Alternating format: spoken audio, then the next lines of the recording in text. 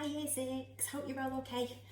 Okay, chapter 3 of our story. So if we just recap from yesterday, Olive had woken up in hospital after the explosion at the end of chapter 1. She'd been greeted by the nurse who had woken her up quite abruptly. She said she was quite insistent, and she'd woken her with the sad news that they believed that her mum had been killed in the explosion. Olive had been found clutching her mum's green coat, and she'd had a bit of an incoherent conversation with somebody the night before, and Olive couldn't quite get her head around what the nurse was telling her. And just as she was trying to understand this, Mum came bustling through the ward and wrapped her up in her arms and gave her a really big hug. And Olive vaguely remembered that Suki had been wearing her mum's coat the night before. So Mum had told her that they believed that Suki was missing, but you could tell that they was kind of meaning that they thought that she'd been killed. But Olive wasn't going to believe this. She knew that Suki could take care of herself. And she tried to explain to them that she'd seen Suki, and Suki had been talking to this strange man in the alleyway and having this whispered conversation, and they just put it down to the fact that Olive had concussion. They didn't actually listen to her too much. And the chapter ended with Mum saying that she didn't know if Suki had a boyfriend because Suki never told her anything. And that's where we're up to now in the story. So chapter 3 is called Mothers Send Them Out of London. The following Wednesday, I'd been allowed home from hospital. There'd still been no sign of Suki, and it was strange coming back to our house and her not being there. In my darker moments, I began to wonder if Mum was being realistic. Perhaps my sister was dead. Maybe Mum knew and wasn't telling us. I watched her mood for changes, but the truth was that she was always sad nowadays, so it was hard to tell. At a loss as what to do, I decided to investigate the boyfriend possibility. Suki had obviously planned to meet someone that night, someone who she dressed up for, and who'd given her a note. Perhaps it had been a love letter. Excited by my theory, I asked Cliff what he thought. Ugh, a boyfriend? Love letters? That's disgusting, he said, making sick noises. So I didn't tell him what I found when, one afternoon as Mum slept, I tiptoed into Suki's room and looked through her drawers. There were letters, loads of them, tied up with ribbon and stuffed inside old chocolate boxes, so they smelled of peppermint and toffee. All postmarked Devon. They were obviously from her pen pal Queenie, though it wasn't these that caught my eye. Underneath the chocolate boxes was a map. On seeing it, my heart gave a peculiar thud. There wasn't time to read it properly, hearing Mum stir in the next room. I knew I'd better get out of there quick. But not before I'd glimpsed a coastline and some foreign-sounding names. I shut the door again, feeling more confused, not less. Suki hadn't mentioned going away, nor had she told us about a boyfriend. Perhaps she'd gone somewhere to be romantic with him, though I couldn't think where. It was winter still for starters, and people didn't go on holiday these days, not with the war on. Yet, it gave me hope thinking that's what she'd done, because holidays didn't last forever. People eventually had to come home. Later that day, Mum called Cliff and me to the kitchen. She stood on the table. On the table stood 2 empty suitcases. Gloria from next door was sitting in a chair drinking tea.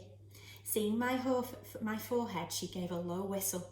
Jeepers, Olive, that bruise is all colours of the rainbow. She's got concussion, Cliff said proudly. Had concussion, I corrected him. Gloria winked at me. Don't you let Jerry get away with it, girl. Make sure you give him what for. Jerry was what Dad and his army pals used to call the Germans, and little reminders like this often made me sad. But it was hard to feel glum with Gloria in the house. She was one of those big, bright people you couldn't help but like, whose throaty laugh made you smile. She was Mum's best friend, and she sort of become an auntie to us, not having kids of her own or a husband. He ran off with the circus, she told me once. I didn't know if it was true. As Mum moved about the kitchen making tea, I sat down next to Gloria. Do you know anything about Suki having a boyfriend? I asked her. She gave me a funny look, alarmed almost, before glancing over her shoulder at Mum. Best not to mention your sister at the moment, she whispered, leaning towards me. Your Mum's feeling fragile about the whole business. I sat back in my seat. It was then I properly took notice of the suitcase on the table. Cliff was clicking with the catches and asking Mum if we were going somewhere nice. Hopefully, Mum twisted her wedding ring, which meant she was nervous. After what happened to you, Olive, and to Suki, I've had to accept it's not really safe for you to stay in London. Now I was nervous too, because I guessed what the suitcases were for. You're evacuating us, aren't you? I said in surprise. But you can't. I mean, you need us here. We need to be here. That was always what Mum said. We needed to be together, especially after Dad went off to fight. When war was declared, all the schools round our way got closed. Our classmates and our teacher, Miss Higgins, got evacuated to Kent, and for a while I'd get postcards from my friends, Maggie and Susan, who told me all I was missing, which wasn't much by the sound of things. You know the air raids have got worse these past few months, darling. Mum looked pained. It won't be forever, I promise. I felt guilty when Cliff seemed so excited. He was already lifting one of the suitcases down from the table and bombarding Mum with questions. Will I have to share a bedroom? Will the people we stay with be nice? I hope they've got a dog. Can we ask for a with a dog? I don't know, Mum kept saying. You'll just have to wait and see. Yet, how could we not leave not knowing where Suki was? How could I find out about her boyfriend somewhere deep in the countryside? It was infuriating and disheartening and just made my head ache. Lots of children get sent away, Mum said, putting her arm around me. Some even had to move whole countries because of the war. You remember the kinder transport, don't you? I did, vaguely. A year or so ago, at school, some children who couldn't speak English joined our class, and we were amazed at how quickly they learned. They'd come over from Germany because, being Jewish, it wasn't safe for them to be there. Mum said they'd been blamed for all the bad things happening in their country, which was really odd because lots of their parents were musicians and doctors and writers. You'd think their country would be proud of having such clever people. So, chin up. You won't be going too far, a train journey at the most. Mum kissed the top of my head, then looked distant again. The most important thing is that you're safe. Are we going soon? I asked. First thing on Monday, Mum replied. I bit my lip. That was only a few days away. Where are we going though? Cliff wanted to know. Gloria tapped the side of her nose. Leave that to me, she said. Then her and Mum shared a meaningful look, the sort adults do when they don't want you to understand. Cliff and me spent the weekend packing underclothes, nightclothes, sweaters, socks, toothbrushes, combs, though it still didn't seem right to be leaving. I couldn't deny the odd twinge of excitement. It had been quite boring really staying behind in London. The only people left on our street these days were babies, women and grumpy old men. There weren't even enough kids to play a game of hopscotch. I missed my classmates. There were even times when I'd miss going to school too. Who knew where we'd be this time next week? Perhaps I'd make some new friends and Cliff might find himself a dog willing to sleep at the foot of his bed. Mum told me to limit the books I took. Just take 3, she said. You won't be able to carry your suitcase otherwise. But wanting all my favourites with me, I couldn't choose, so I packed 5 when she wasn't looking. I took the seashell that Dad had once given to me, then sat on my window and had the sound of the waves in it when you put it to your ear. Once packed, we checked our things off from the list that a local billeting officer had given out, and which had been unread in the kitchen drawer since the war began. The official government information said we had to wear school uniform for our journey. After a year at the back of our wardrobe, Cliff's short trousers hung well above his knees, and my pinafore would rarely fasten up. There was also the question of my winter coat, which was looking decidedly shabby. I can't send you off looking like that, Mum said, eyeing me critically. You'd better have my smart one. It's decent and warm, and it's silly not to make use of it. Even so, I almost didn't take it. The smell on the collar was Suki's smell, and it made a lump come into my throat. Yet when I put the coat on and turned back the cuffs a bit, I could almost imagine how she'd felt that night wearing it, strong and brave. By the time I went to bed on Sunday night, I was almost looking forward to the morning. Early Monday morning we caught the bus to Paddington Station. As was usual these days, I'd barely slept a wink. For once though, there was a bit of good cheer in the air, and with the fish paste sandwiches Mum had made us for the journey, it almost felt like we were going on a day trip. Gloria, who had come along to keep our spirits up, also had news to share. I've done a bit of asking about, she said, and I've managed to sort a very nice place down in Devon for you both to stay. It's by the sea and... Are we going to stay with your sister? I blurted out. Mum rolled her eyes. Let her finish, Olive. It's all right, Gloria smiled. Yes, you're going to Queenie's. I grinned, delighted. That was good news because, being Suki's pen pal, Queenie might know something about her disappearance, or be able to shed light on my boyfriend theory. She might even be able to explain about the map. Besides, going to stay with someone whom my sister meant we'd not be living with a total stranger. I'd never met Queenie, but I knew she'd taken on running the village post office after Gloria's parents had died. She was only 19, so it was a big responsibility, but Gloria said that's what the war did to people. It made them grow up fast. What do you think, Cliff? I gave him an enthusiastic nudge. We're going to stay by the sea. He looked up from his Beano comic he was reading. Can you see the beach from the house? Better than that, Cliff. You can see the lighthouse, Gloria replied. Cliff and me shared an excited look. A lighthouse! Queenie's place is enormous. Attics, cellars, the works, Gloria went on. And it'll be nice to travel down with the other children being evacuated, won't it, eh? Other children? This threw me rather. I thought they'd all gone already. From your school, yes. A few schools stayed open in other parts of the city, but it's got so bad lately they've been told to leave as soon as they can. The noise hit us the moment we left the bus. Coming from inside the station, it sounded like a school assembly, only about 20 times louder. Even the loudspeaker making crackly announcements couldn't deaden the racket of hundreds of high-pitched voices all talking at once. Gosh, I gulped. That sounds like a lot of children. It'll be fun for you not being the only ones on the train, said Mum, straightening Cliff's collar. I wasn't so sure. More likely, it'd end up being an almighty crush, and I was worried about losing Cliff in the crowds.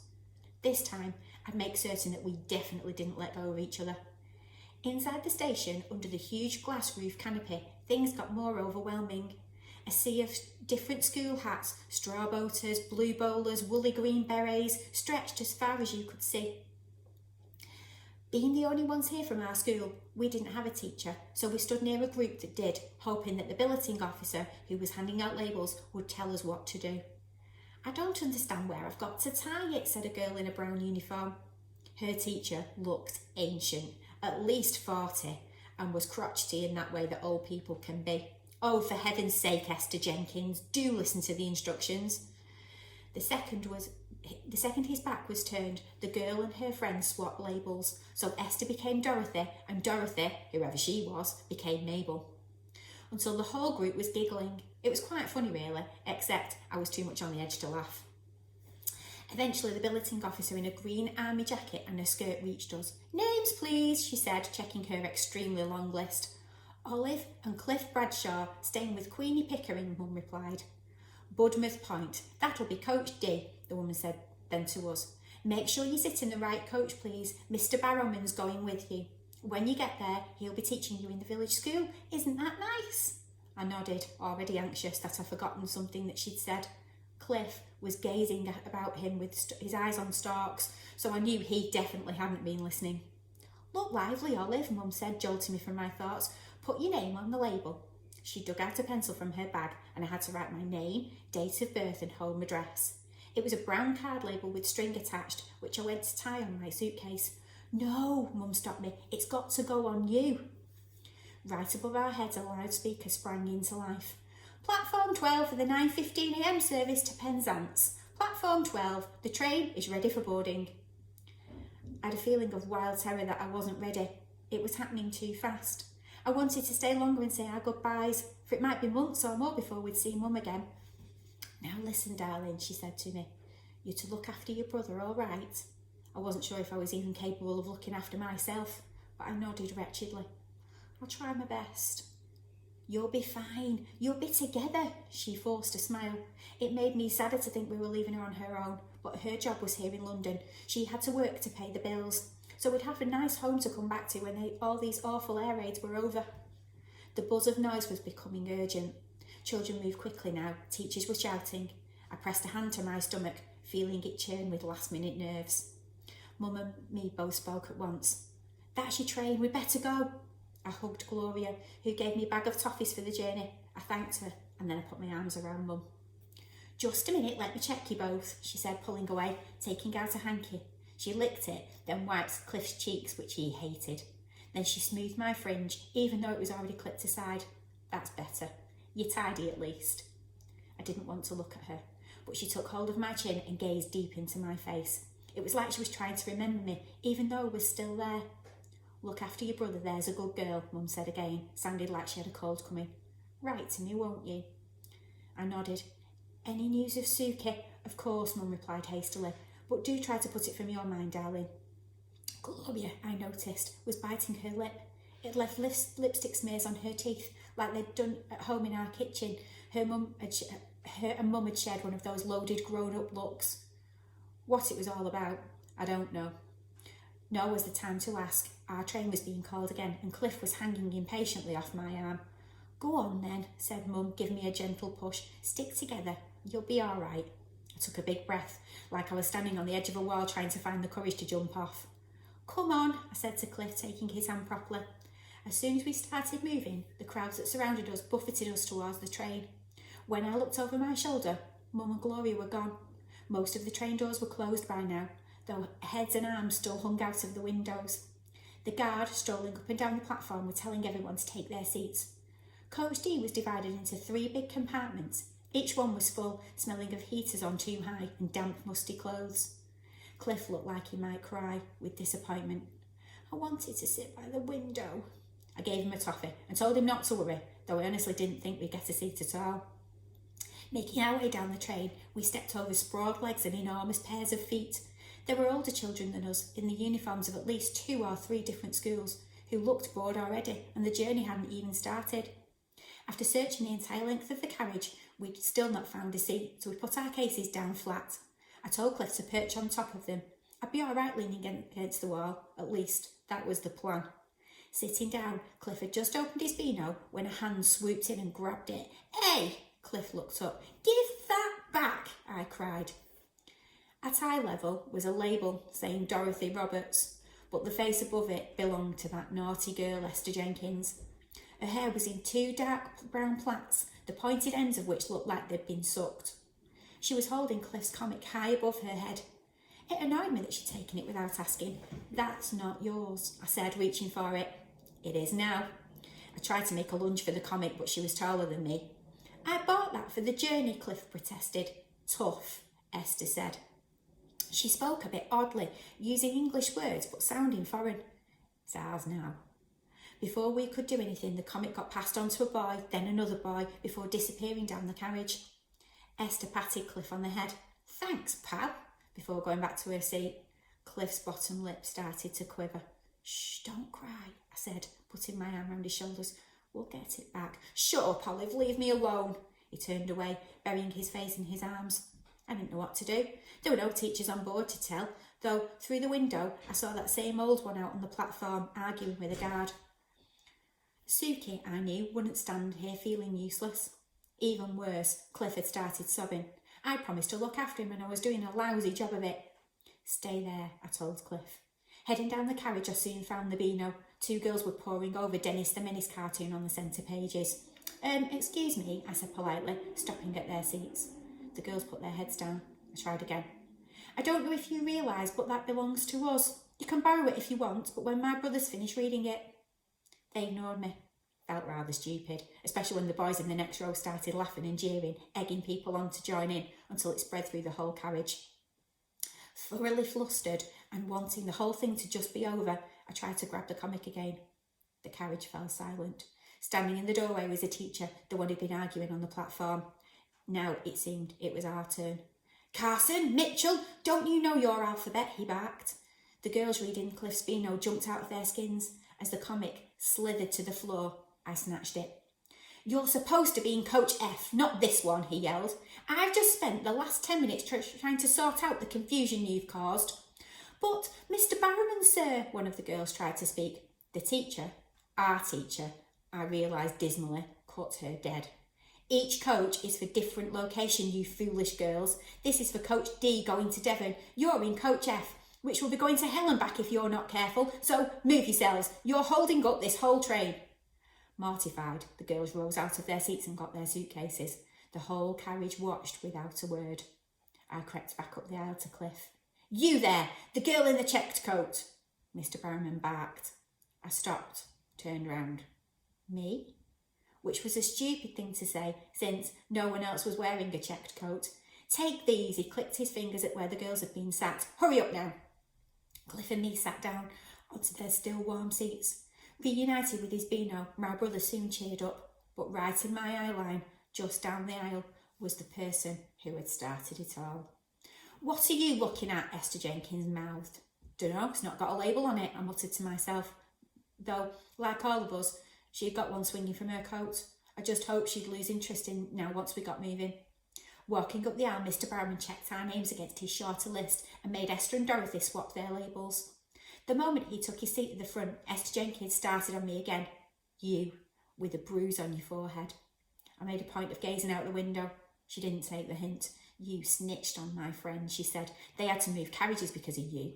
And now they won't be billeted with us, so I'd say it's your fault.